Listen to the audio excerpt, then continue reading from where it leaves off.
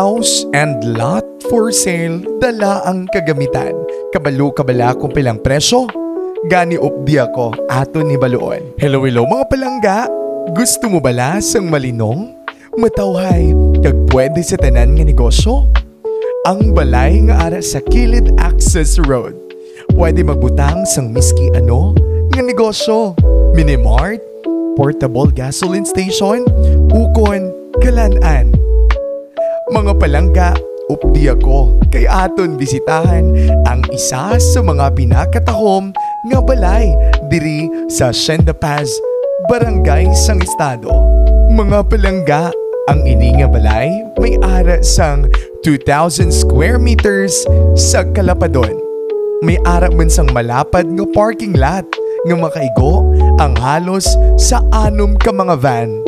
May ara sang water supply with filter nga ready to use sa kung ano pwede gamiton. Updi ako kag aton man lang tawon kung ano ang may ara sa sulod sini.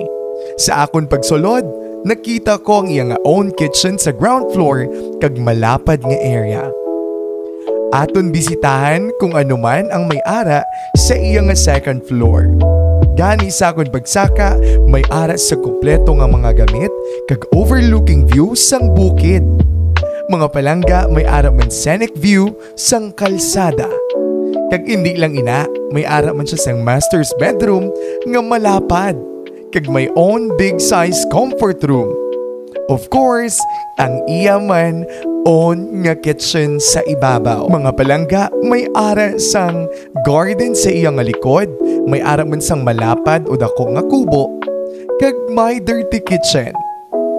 Ang ini nga balay, ginapanagiyahan sang isa ka retired engineer.